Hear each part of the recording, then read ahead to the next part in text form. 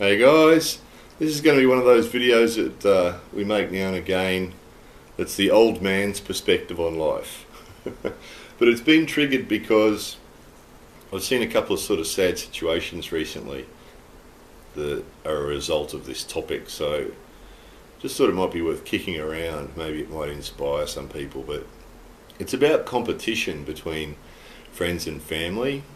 And I think we've all seen examples of where competition between friends or competition between family members can be good, can be positive. I think that's the most important point.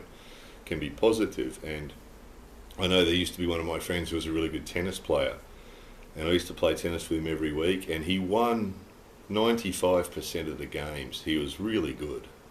Well, he was better than me. So he won 95% of the games, but I really enjoyed playing him because it made me play my best, and it was a positive competitiveness. You know, we both enjoyed playing, and it was good fun, and he loved winning, so he was happy to win 95% of the time. He didn't get bored. He loved it. So occasionally I'd almost get him, you know, and occasionally I did get him, but he was much better than me. So as a result, that competitiveness was really good for both of us. So that was a positive thing, and I think you guys can probably think of examples yourselves of family members or friends that you compete with doing different things. You know, who can get to $100 the first, or you know, who can do something before someone else can do it, as a sort of a positive competitive game, and that's good, But what's triggered this video is I've seen family members, people who are related to each other, you know, have falling outs over this. And if you really look at why they have their falling out, quite often it's competitiveness. One of them has something good going on, who has managed to achieve something good, and the other one gets jealous, or gets, you know, competitive about it and is unhappy about it. And rather than wishing each other luck or feeling good about it, I mean, the way we can see this sort of situation is that if they're a family member or a friend, we're on the same team, is the way I like to see it. Is that if one of my family members achieves something, you know, like one of my sisters has got a really beautiful house, amazing house, and I sort of feel good about that because I feel like we're on the same team. So if someone who's on my team achieves something good, then that's a good thing. And if it's a better house than my house, that's okay, you know, we're on the same team. Whereas I've seen where some people have had problems with family members where someone achieves something and someone else gets bitchy about it because they feel like, I don't know, feel some negative competitiveness, I guess is what it is, isn't it?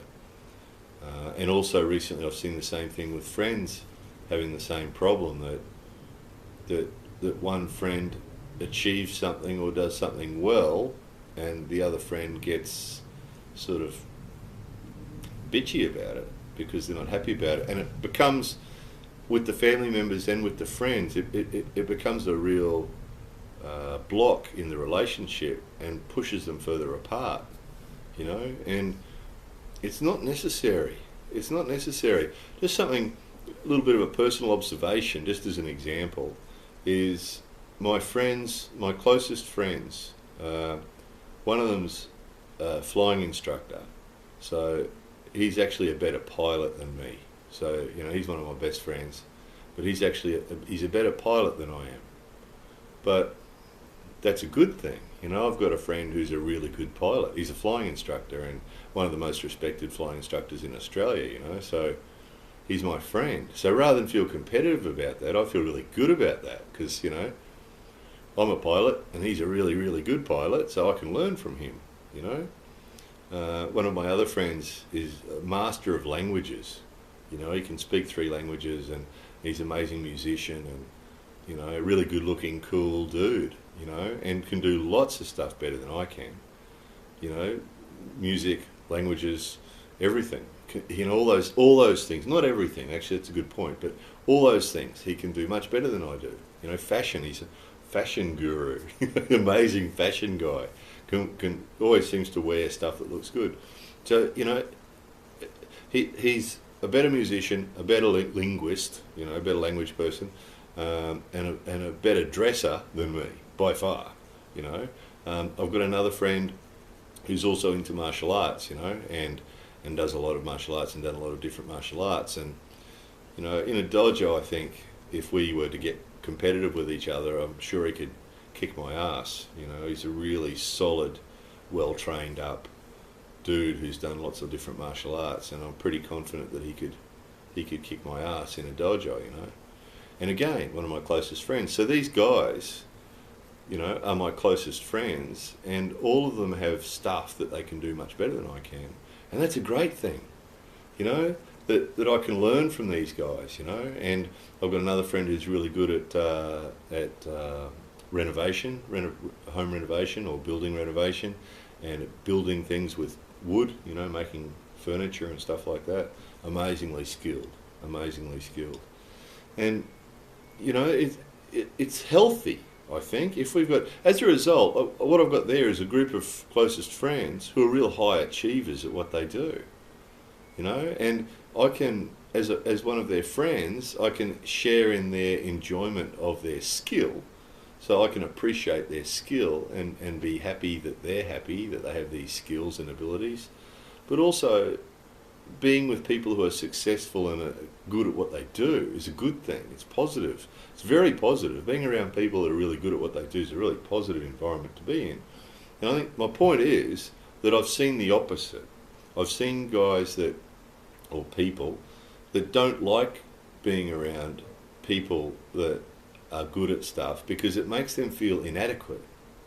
And I think that's what it comes down to, is that people who are uncomfortable being around people who are good at stuff is because of their own feeling of inadequacy, and they don't want to be compared. And I've seen this before too, where people don't want their girlfriend to, that guy I told you about who's really good at martial arts is also a really good looking guy and really fit and strong, and I know for a fact there's a couple of people who don't like having him around because all the girls love him, and some guys feel threatened by that.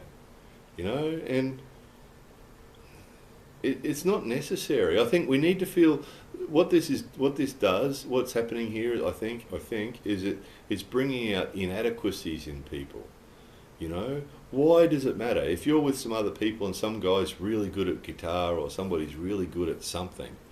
If that makes you feel any negative feeling at all, then I think we need to have a look at why. Being around people that are really good at something should make you feel good, should make you feel inspired. Maybe not inspired to do the same stuff that they do, and I think that's the other difference, is we need to have our own interests in the things that we like to do. And if we meet somebody who's really, really good at what they do, well, that should inspire us, either to do what they do. So, for example, my friend who's a flying instructor and an amazing pilot, when I talk to him, he always inspires me to go flying, Almost every time I speak to him, I then go and book an aeroplane and go for a fly because he inspires me. Fantastic. But if he's a high achiever, he could inspire you to do something else. Maybe there's something else that you like to do. And being around positive, productive, achieving people encourages you to be the same. And I think that the opposite, if we avoid people who are good at things, or we avoid people who have skills or strengths or whatever, what sort of people does that mean we end up hanging around with? Not that people have to be high achievers to be worthwhile being with, but to not want to be with people, or to avoid people because they are good at something or they've achieved something, whatever it might be, whether they've been successful at business or successful at music or successful at sport or flying aeroplanes or whatever it is that they're successful, avoiding those people because they're good at it, or feeling negative feelings. I think that's the most important point, is that I've seen family members fall out with each other because one person's achieved something and the other person hasn't in that particular field. And that's the other thing. If someone achieves something in their field of interest, that's great. But, I've seen this. I've seen family members fall out with each other over this. I've seen friends fall out. And I know one person in particular who's wiped a few good friends when they've achieved things. Quite happy to be with them up until the point where they achieved something worthwhile, and then started to feel uncomfortable and didn't want his wife or his girlfriend to be around those people in case they compared with him, in case it made him look less appealing, and that's the same with good-looking people, I think, isn't it? Some people feel threatened by good-looking people because they don't want it to make them look less appealing, if they're around them. So my point is, I think if we find ourselves feeling negative things because someone else has done something really good and positive, we need to have a look at why. Because you can miss some good opportunities, you can miss some good experiences if you eliminate people from your life, or you avoid people in your life because they've achieved something. If they're unpleasant to be with, if that person's unpleasant to be with, that's fair enough.